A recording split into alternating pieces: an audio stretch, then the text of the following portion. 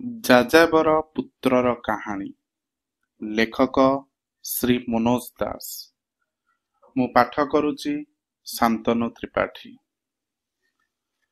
ଚୌଧୁରୀ ଘରର ନିଶୁନ ପୂଜା ମେଲାଣ, ଯାହା କେବଳ ବର୍ଷକେ ଥରେ ବିଶ୍ୱଜନନୀ ଦୁର୍ଗାଙ୍କ ଆଶ୍ରୟ ଦେବା ଲାଗି ନିଦ୍ରାହତ କୁମ୍ଭକର୍ଣ୍ଣ ଭଳି ଝାଲିବାଦ୍ୟ ସାହାଯ୍ୟରେ ସାରା ଗାଁକୁ ଚମକାଇ ଦିଏ, ସେଦିନ ସହସା ଅସମୟରେ ସରଗରମ ହୋଇ ଉଠିଲା। ଏକାବେଳକେ ଏତେ ଗୁଡ଼ାଏ ଅଧା ସାହେବୀ ପୋଷାକର ଲୋକଙ୍କୁ ପାରେଶ୍ୱର ଗାଁ ଇତିପୂର୍ବେ କେବେ ପ୍ରତ୍ୟକ୍ଷ କରିନଥିଲା। ପଲ୍ଟନ ପଛେ ପଛେ ଶଗଡ଼ ସବୁରେ ପୁଣି ଏତେ ସାଜ ସରଞ୍ଜାମ। ପୂଜା ଦଲାଣ ଆଗରୁ ଲିପାପୋଛା ସରିଥିଲା। ଦଲାଣ ଭିତରେ ପୁରୁଷମାନେ ଏବଂ ପାଖ ଅଣଓସରିଆ ଘର। ଯେଉଁଠି ପୂଜାର ରୋଷେଇବାସ ହୁଏ, ତା ଭିତରେ 3-4 ଜଣ ସ୍ତ୍ରୀ ଲୋକ ଓ ବାଳକ ବସା ବାନ୍ଧିଲେ। ଗାଁର ସସଙ୍କୋଚ ପିଲାପିଲିମାନେ କୌତୂହଳୀ ଆଖି ନେଇ ପାଖକୁ ଭିଡ଼ି ଆସିଲେ। ପାରେଶ୍ୱର ଗାଁକୁ ଏଇ ପ୍ରଥମ ଆଗନ୍ତୁକ ଦି ଗ୍ରେଟ୍ ଧନଲକ୍ଷ୍ମୀ ସର୍କସ।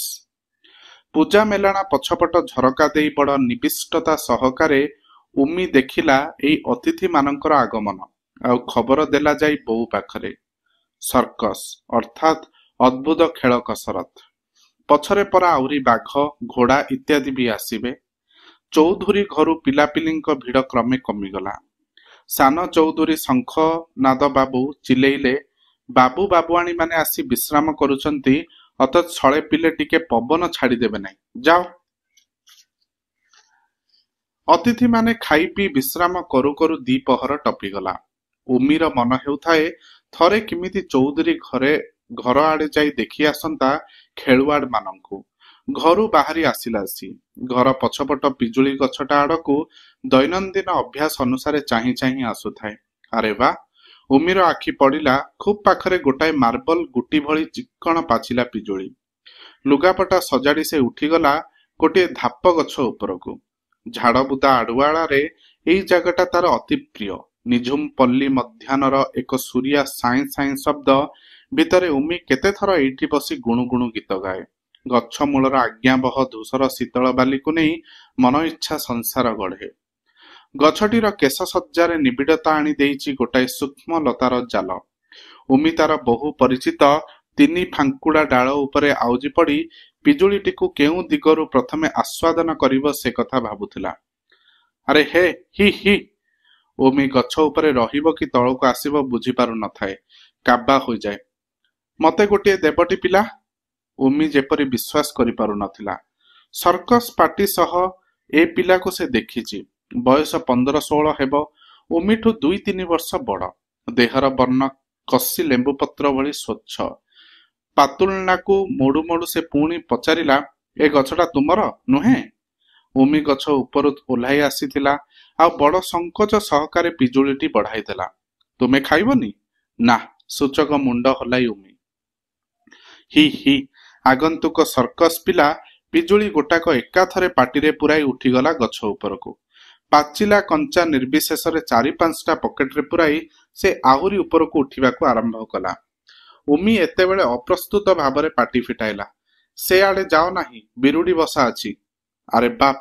ପିଲାଟା ଏକାବେଳକେ ଗଛ ଉପରକୁ ଡେଇଁ ପଡ଼ିଲା ଭୂମିର ଗୋଡ଼ ପାଖକୁ। ଆଉ ତାର କାନ୍ଧ ଜୋରେ ଧରି ପକାଇ ନିଜର ଭାର ସମ୍ଭାଳି ନେଲା। ଚମତ୍କାର ମିଠା! ଏ ତୁମରି ଗଛ, ନୁହେଁ? ତୁମ ଘର କେଉଁଠି? ହଁ, ତୁମ ନାମ କ'ଣ? ଏକାଥରେ ଗୁଡ଼ାଏ ପ୍ରଶ୍ନ। ଉମି ଘର ଆଡ଼କୁ ଆଙ୍ଗୁଳି ଦେଖାଇଦେଲା ଆଉ କହିଲା, ମୋର ନାଁ ଉମାରାଣୀ।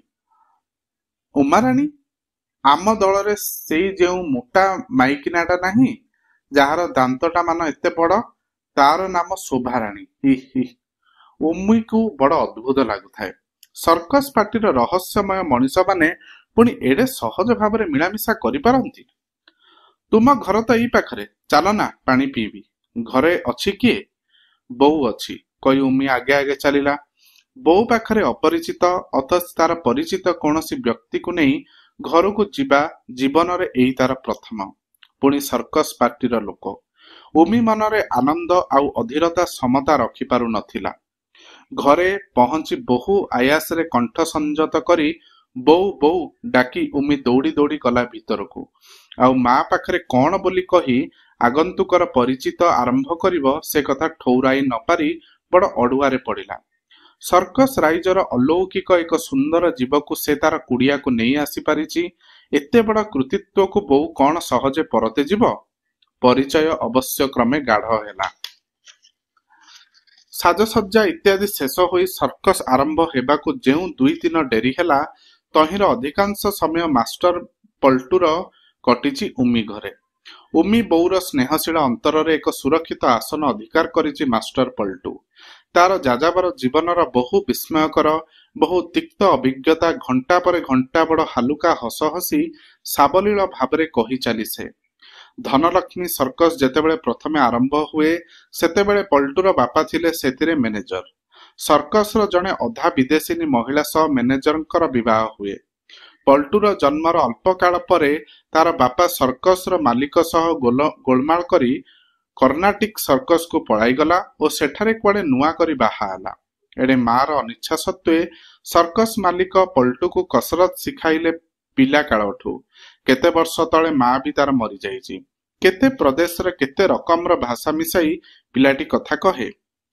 ବକଟେ ଏକ ଯାଯାବର ଜୀବନର ଅଜସ୍ର ଘାତ ପ୍ରତିଘାତର ଲୋମହର୍ଷକ କାହାଣୀ ଉମି ଆଉ ତାର ବୋଉ ମନରେ ଯେଉଁ ଆଲୋଡ଼ନ ତୋଳେ, ତା ଭିତରେ ବୁଭୁକ୍ଷୁ ପଲ୍ଟୁ ଖୋଜିଯାଏ ଅନାସ୍ୱାଦିତ ପୂର୍ବ ତୃପ୍ତି। ଦୀର୍ଘ ସମୟ ଅନୁପସ୍ଥିତି ଯୋଗୁଁ ରିଙ୍ଗ ମାଷ୍ଟର ଆଉ ମ୍ୟାନେଜର ଚିଡ଼ିମିଡ଼ି ହୁଅନ୍ତି। ଗେଟକିପର ବୁଢ଼ା ସନ୍ନ୍ୟାସୀ ତାକୁ ଡାକି ଆଣେ ତାକୁ। ଟିକେ ଦୁଧ ପିଇ ଦେଇ ଯାଅ ବାପା। ଉମି ବୋଉ ପାଖରେ କିଛି ସମୟ କସରତ ଅଭ୍ୟାସର ହାଡ଼ଭଙ୍ଗା କଷ୍ଟ ଭୁଲି ରହିଯାଏ ପଲ୍ଟୁ। ଆଉ ଉମିକୁ କହେ, ତୁ ସର୍କସରେ ରହିବୁ? କେତେ ସହର, କେତେ ଦେଶ। ଉମି ଲଜ୍ଜାରେ ମୁହଁ ଲୁଚାଏ। ସେଦିନ ସର୍କସର ଶୁଭାରମ୍ଭ। ଘଣ୍ଟାଏ ଆଗରୁ ଡ୍ରମ୍, କ୍ଲୋରିଓନେଟ୍ ପ୍ରଭୃତି ସହଯୋଗେ ଆବାହନୀ ଆରମ୍ଭ ହେଲା। ଏ ଅଞ୍ଚଳରେ ଏଇ ପ୍ରଥମ। ତେଣୁ ଦୂର ଦୂରାନ୍ତରୁ ଦର୍ଶକ ଭିଡ଼ କରି ଆସିଲେ। ପାରେଶ୍ୱର ଗାଁ ହେଲା ଲୋକାରଣ୍ୟ। ସାନ ଚୌଧୁରୀ ବିପୁଳ ନିଶହଳକ ଚହଟାଇ ଇତସ୍ତତ ବିଚରଣ କରିବାକୁ ଲାଗିଲେ। ଯିମିତି ଭାଗୀରଥ ବନି ସିଏ ହିଁ ସର୍କସକୁ ଆବାହନ କରି ନେଇ ଆସିଛନ୍ତି। କାଳୀକନ୍ୟାର ଅଭିସାର ଭଳି ଗାଁ ଗହଳିର ସଞ୍ଜ କ୍ରମେ ସଲଜ୍ଜ ପଦପାତରେ ଧୀରେ ଧୀରେ ଅନ୍ତରଙ୍ଗ ହୋଇ ଆସୁଥିଲା। ଆକାଶରେ ସମୁଦ୍ରରେ ଦିଗହରା ପୁଳାଏ ମେଘର ନାବ ଉପରେ ଦୃଷ୍ଟି ନିବଦ୍ଧ କରି ବସିଥିଲା ଉମି। ପଲ୍ଟୁ ଡାକିଲା ହଠାତ୍ ଆସି, ତୁ ଯିବୁ ନାହିଁ କିରେ? ଆଜି ନୁହେଁ। ହଁ ଆଜି। ମୁଁ ଅପେକ୍ଷା କରିଥିବି। ସନ୍ନ୍ୟାସୀକୁ କହିଦେବି ସେ ଭିତରେ ନେଇ ତତେ ବସାଇଦେବ। ଉମି ଗଲା। ଆଉ ସେଇ ସନ୍ଧ୍ୟାରେ ବିସ୍ମୟ ବିହ୍ୱଳ ଦୃଷ୍ଟି ନେଇ ତାର ବନ୍ଧୁକୁ ନୂତନ ରୂପେ ଆବିଷ୍କାର କଲା ବହୁ ଉଚ୍ଚରେ। ଝୁଲନ୍ତ ରେଲିଂର ଦୋଳିରେ ଜୀବନପଣ କସରତ ସବୁ ଦେଖାଇ ଚାଲିଥିଲା ପଲ୍ଟୁ। ସେଇ ବିପଜ୍ଜନକ ଦୃଶ୍ୟ ଦେଖିଲା ବେଳେ ଉମିର ନିଶ୍ୱାସ ବନ୍ଦ ହୋଇ ଆସୁଥାଏ। ଏତେ ଉଚ୍ଚରେ ଯେଉଁ ପଲ୍ଟୁ, ସେ ପୁଣି ଏଇ କେଇ ମୁହୂର୍ତ୍ତରେ ତଳେ ଥିଲା ତାର ଏତେ ନିକଟରେ। ସର୍କସ ସମାପ୍ତ ହେଲା। ପଲ୍ଟୁ ସମ୍ପର୍କରେ ସମ୍ପୂର୍ଣ୍ଣ ନୂତନ ଅଭିଜ୍ଞତା ନେଇ ହତବାକ୍ ଉମି ଘରକୁ ଲେଉଟି ଆସିଲା ରାତି ପ୍ରହରକ ପରେ। ତହିଁ ପରଦିନ ଦ୍ୱିପ୍ରହରେ ସେଇ ଜଟାଧାରୀ ପିଜୁଳି ଗଛ ତଳେ ପୁଣି ପଲ୍ଟୁ ଆସି ଉପସ୍ଥିତ ହେଲା। ଉମି ତା ମୁହଁକୁ ବଲ ବଲ କରି ଅନେଇ ରହିଥାଏ କେବଳ। ବିସ୍ମୟ ପ୍ରକାଶ କରିବାକୁ ଭାଷା ନ ପାଇ ଅବଶେଷରେ ସେ ହସିଦେଲା। ପ୍ରାୟ ପ୍ରତ୍ୟେକ ସନ୍ଧ୍ୟାରେ ଉମି ଯାଇ ଫାଟକ ପାଖରେ ଛିଡ଼ା ହୁଏ, ଆଉ ବୁଢ଼ା ସନ୍ନ୍ୟାସୀ ତାକୁ ଭିତରକୁ ଛାଡ଼ିଦିଏ। ସେମାନେ ଆଗ୍ରହ ନେଇ ଉମି ଦୃଶ୍ୟ ପରେ ଦୃଶ୍ୟ ପିଇଯାଏ। କଳା ଆଉ ଧଳା ଘୋଡ଼ାର ଦୌଡ଼, ସାହେବୀ ପୋଷାକରେ ପାତିମାଙ୍କଡ଼ର ତାମସା, ବୟସ୍ୟର କିମ୍ଭୂତ ହାସ୍ୟକାର ଭଙ୍ଗୀର ନିର୍ବିକାର ପୁନରାବୃତ୍ତି। ମଝିରେ ଯେତେବେଳେ ମାଷ୍ଟର ପଲ୍ଟୁ ଶୂନ୍ୟରେ ବିରାଟ ତମ୍ବୁର ଏକ ପ୍ରାନ୍ତରୁ ଦୋଳିରେ ପହଁରି ଯାଇ ଅନ୍ୟ ପ୍ରାନ୍ତର ଦୋଳି ଧରେ, ସେତେବେଳେ ବିମୁଗ୍ଧ ଦର୍ଶକ ମଣ୍ଡଳୀର ଗୋଟିଏ କୋଣରେ ଆଚମ୍ବିତ ଉମିର ଛାତି ଭିତରଟା ସାଏଁ ସାଏଁ କରେ। ତାର ଛୋଟ ଉଠ ଦୁଇଟିରେ ଅସ୍ପଷ୍ଟ ମଧୁସୂଦନ ନାମ ସହଳ ସହଳ ଉଚ୍ଚାରିତ ହୋଇଯାଏ। ପଲ୍ଟୁ ଖେଳ ଶେଷ କରି ତଳକୁ ଆସି ନାକ ତଳୁ ତା ହାତ ସିଧା କରି ସର୍କସ ରୀତିରେ ଅଭିବାଦନ ଜଣାଇବା ମାତ୍ରେ ତା ଉପରେ ସପ୍ରଶଂସ କରତାଳିର ଉଲ୍ଲାସ ବର୍ଷିତ ହୁଏ। କରତାଳି ଓ କଳରବ ଭିତରେ ଉମିର ଉତ୍କଣ୍ଠା ପ୍ରଶମିତ ହୋଇଆସେ। ବୈଶାଖ ଅଧାଅଧି ହୋଇ ଆସିଲା। ଆଚମ୍ବିତ ପଲ୍ଲୀର ଗହନ ତନୁଲତା ଉପରେ କାଳ ବୈଶାଖୀର ଛାୟାପାତ ହେଲା। 2 ଦିନ ଉପୁରି ଉପୁରି ସନ୍ଧ୍ୟାରେ ପବନର ଘୋଡ଼ାରେ ଚଢ଼ି କଳାମେଘର ବର୍ଗୀ ବାହିନୀ ଠୁଳ ହେଲେ ଉଦ୍ବେଳିତ ବନମଥାନରେ। ବିପର୍ଯ୍ୟସ୍ତ ତମ୍ବୁ ଆଉ ବିକ୍ଷିପ୍ତ ଦର୍ଶକ ମଣ୍ଡଳୀ ଆଡ଼କୁ ଚାହିଁ ସର୍କସ କର୍ତ୍ତୃପକ୍ଷ ସ୍ଥିର କଲେ ଏ ପଲ୍ଲୀ ପ୍ରାନ୍ତର ଏଥର ପରିତ୍ୟାଗ କରିବାକୁ ହେବ।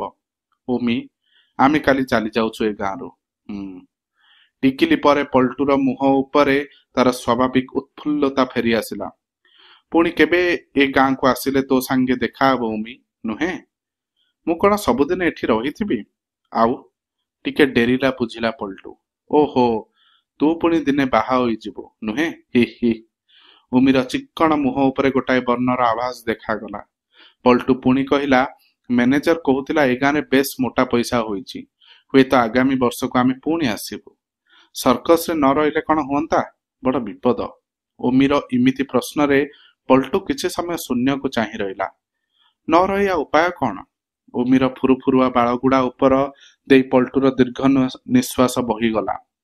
ଗାଁ କଡ଼ରେ ନିଥର ନଈଟି, ତା କଡ଼େ କଡ଼େ ସଳଖ ସଡ଼କଟି ସାପଟିଏ ଭଳି ସୁଦୂରର ଦିଗ୍ବଳୟକୁ ଦଂଶନ କରିବାକୁ ଧାଇଁଛି। ଗୋଟାଏ ପୋଲାଙ୍ଗ ଗଛକୁ ଆଉଜି ଉମି ଏକ ଧ୍ୟାନରେ ଚାହିଁଥାଏ। ସୂର୍ଯ୍ୟୋଦୟ ଏବେ ବି ସ୍ପଷ୍ଟ ହୋଇନାହିଁ। ସର୍କସର ମାଲ ଓ ମଣିଷବାହୀ ଶଗଡ଼ଗୁଡ଼ିକ ଦୂରକୁ ଦୂରକୁ ଅପସରି ଗଲେ। ଦୂରାନ୍ତର ଧୂଆଁଳିଆ ପାହାଡ଼ଟି ଯେଉଁଠି ଶିଶୁବୋଧର ଓଟ ଭଳି ନିଶ୍ଚଳ ଭାବରେ ଠିଆ ହୋଇଛି, ସେଇଠି ଆକାଶ ଓ ପାହାଡ଼ର ବର୍ଣ୍ଣ ଭିତରେ ବିନ୍ଦୁ ବିନ୍ଦୁ ଶଗଡ଼ଗୁଡ଼ିକ ଅଦୃଶ୍ୟ ହୋଇଗଲେ। ଉମି ତଥାପି ଚାହିଁ ରହିଲା ବହୁ ସମୟ। ସର୍କସର ଧୁମ୍ଧାମ୍ ନିସ୍ତବ୍ଧ ହୋଇଗଲା। ଗ୍ରାମ ଦେବତୀ ଦେଉଳ ସମ୍ମୁଖରେ ପଡ଼ିଆ ପୁଣି ଧୁ ଧୁ କଲା। ସର୍କସ ଉପଲକ୍ଷେ ଯେଉଁ ଦୁଇଟା ପାନବିଡ଼ି ଦୋକାନ ଗଜୁରି ଉଠୁଥିଲେ, ସେମାନେ ଉଭେଇ ଗଲେ। କେବଳ ଏକ ଯାଯାବର କିଶୋରର ଜୀବନ ସଙ୍ଗୀତ ଗୋଟାଏ ସ୍ଥାୟୀ ମୂର୍ଚ୍ଛନା ରଖିଗଲା ଦୂରପଲ୍ଲୀର ଏକ ନିଛାଟିଆ ହୃଦୟ ଭିତରେ। ଉମିର ଜୀବନଧାରା କିଛି ଦିନ ବଡ଼ ଶିଥିଳ ହୋଇପଡ଼ିଲା।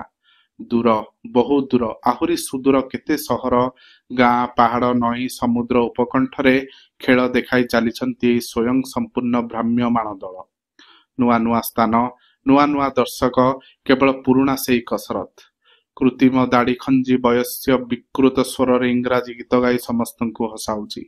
ସେଇ ପାତିମାଙ୍କଡ଼, ମ୍ୟାଲେରିଆ ପ୍ରକମ୍ପିତ ଭାଲୁ, ଆଉ ଭାଲୁଠୁ ବି ମୋଟି ସେଇ ଅଦ୍ଭୁତ ମାଇକିନାଟେ ଛୋଟ ବାଘଟିରେ ଗଳାରେ ବାହୁଛନ୍ତି, ତାକୁ ଗେଲବସର କରି ସମସ୍ତଙ୍କୁ କାବା କରିଦେଉଛି। ଆଉ ଏହି ସବୁ ଅଭ୍ୟସ୍ତ ଦୃଶ୍ୟର ସ୍ମୃତି ଭିତରେ ପ୍ରଜ୍ୱଳ ହୋଇଉଠେ ଗୋଟିଏ ଅଶାନ୍ତ ତରୁଣ ସ୍ତମ୍ଭ ଉପରକୁ ଉଠି ଯାଇଛି। ତାର ନିର୍ଭୟ ପତଳା ତନୁ ବିଦ୍ୟୁତ୍ ଭଳି ଶୂନ୍ୟକୁ ଥଟ୍ଟା କରି ଏକ ପରେ ଏକ କସରତ ଦେଖାଇ ଚାଲିଛି। ଦୁର୍ଘଟଣା ସହ ତାର ସେଇ ବିପଜ୍ଜନକ ଲଢ଼େଇର ଦୃଶ୍ୟ କୌତୂହଳୀ ଜନତା ଉପଭୋଗ କରୁଛି। ପ୍ରତ୍ୟହ ସୂର୍ଯ୍ୟାସ୍ତର ଉମିର ଛାତି ଭିତରେ ଚାଉଁକିନା ଲାଗେ। ଏତିକି ବେଳେ ସର୍କସ ପାର୍ଟି କେଉଁଠି ଆୟୋଜନ କରୁଥିବେ ସେମାନଙ୍କ ପ୍ରଦର୍ଶନୀ ପାଇଁ। ବୁଢ଼ା ସନ୍ନ୍ୟାସୀ ଗେଟ୍ ପାଖରେ ଠିଆ ହୋଇ ସାରିବଣି। ଭାଲୁକୁ ପେଣ୍ଟ କୁର୍ତ୍ତା ପିନ୍ଧା ହୋଇଥିବ। ଭାଲୁଠୁ ମୋଟି ମହିଳାଟି ତାର ଫାଲୁକା ମୁହଁରେ ପାଉଡର ପଲସ୍ତରା ମଡ଼ାଉଥିବ। ଦିନ, ମାସ ଆଉ ବର୍ଷ ଏକ ପରେ ଏକ ବିତିଗଲା। ବର୍ଷେ, 2 ବର୍ଷ ଆଉ 3 ବର୍ଷ। ଉମିର ପତଳା ସରୁ ଦେହ ଉପରେ ଇତିମଧ୍ୟରେ ଯୁଗାନ୍ତର ଘଟିଛି। ଆଉ ଅତୀତର ଦୁଃଖ ସୁଖ ଆଘାତ ଉପରେ ବସିଯାଇଛି ନୂଆ ନୂଆ ଚମକ ଓ ଅନୁଭୂତିର ଆବରଣ। ଏମିତି ଏକ ଦିନରେ ହଠାତ୍ ପାରେଶ୍ୱର ଗାଁରେ ପୁଣି ଆଲୋଡ଼ନ ଖେଳିଗଲା। ସେଇ 3 ବର୍ଷ ତଳର circus party the great Dhanalakshmi ପୁଣି ଶୁଭାଗମନ ଘୋଷଣା କରିଛି। ନାଗରାବାଲାର ଡୁମ୍ ଡୁମ୍ ଶବ୍ଦ ଉମିର ଛାତି ଭିତରୁ କେତୋଟି ପ୍ରସ୍ତ ଓଲଟାଇ ଦେଇଗଲା। ବୋଉଲ, ପୁଣି ସେଇ ସର୍କସ ଆସୁଛି? ହଁ, ପଲ୍ଟୁ କେତେ ବଡ଼ ହୋଇଯିବଣି ୟା ଭିତରେ। ଉଦ୍ବିଗ୍ନ ଉମି ଅପେକ୍ଷା କରେ। ଡ୍ରମ୍ ଶବ୍ଦର ତାଳେ ତାଳେ ଧୂଳିର ଧ୍ୱଜା ଉଡ଼ାଇ ଶଗଡ଼ଗୁଡ଼ିକ ଆସି ଚୌଧୁରୀ ଦଲାଣରେ ଥୟ ଧରିଲେ। 3 ବର୍ଷ ତଳେ ହୋଇଥିଲେ ଉମି ଏତେବେଳକୁ ହୁଏତ ଦଲାଣ ପଛପଟେ ଉଙ୍କି ମାରି ଆସନ୍ତାଣି। ଆଜି କିନ୍ତୁ ସେ ସେମିତି କଲା ନାହିଁ। ଦ୍ୱିପହର ନୀରବତା ଘାଞ୍ଚ ହୋଇ ଆସିଲା। ପିଜୁଳି ଗଛ ତଳେ ଛିଡ଼ା ହୋଇ ଉମି ଗୋଟିଏ ସୁନ୍ଦର ପିଜୁଳି ତୋଳି ଅପେକ୍ଷା କଲା। ଏମିତି ସମୟରେ ଏଇଠି ତାର ନୀତି ଦେଖା କରିବାର ବେଳ। ପଲ୍ଟୁ କଦାପି ଭୁଲି ନଥିବ ସେ କଥା। କିରେ, କେମିତି ଅଛୁ? କେଡ଼େ ବଡ଼ୁଟେ ହେଲୁଣି? ସର୍କସର ଗେଟ୍ କିପର ବୁଢ଼ା ସନ୍ନ୍ୟାସୀ ତାକୁ ଚିହ୍ନି ପକାଇଛି। ଉମି ଭାରି ଖୁସି ହୋଇ ବୁଢ଼ାକୁ ଜୁହାର କଲା। କାଲି ସର୍କସ ଆରମ୍ଭ, ଯିବୁ ନିଶ୍ଚୟ ମା। ତୋ ବୋଉ କେମିତି ଅଛନ୍ତି? ଭଲ ଅଛନ୍ତି। ତୁମେ ଯିବ ଆମ ଘର ଆଡ଼େ? ନିଶ୍ଚୟ। ଟିକେ ରହିଯାଇ ବୁଢ଼ା କହିଲା, ଆହା, ପିଲାଟିକୁ ତୋ ମା କେଡ଼େ ସ୍ନେହ କରୁଥିଲେ। ପଲ୍ଟୁ କଥା କହୁଛି। ଉମି ଛେପ ଢୋକି କହିଲା, ସେ ଏତେବେଳ ଯାଏ ଶୋଇଛନ୍ତି? ବୁଢ଼ା ଦଣ୍ଡେ ରହି କହିଲା, ହଁ ମା, ଶୋଇଯାଇଛି। ଗଲା ବର୍ଷ ଗୋଟାଏ ଜାଗାରେ ଖେଳ କରୁ କରୁ ଶୂନ୍ୟରୁ ପଡ଼ିଯାଇ ତାର ଛାତି ବନ୍ଦ ହୋଇଗଲା। ଛାଡ଼, ହଉ ମା, ମୁଁ ପରେ ଆସିବି। ବୁଢ଼ା ଚାଲିଗଲା। ଉମିର ପାପୁଲିର ଫଳ ଗୋଟିକ ତଳେ ବାଲି ଉପରେ ପଡ଼ି ସ୍ଥବିର ହୋଇ ରହିଗଲା।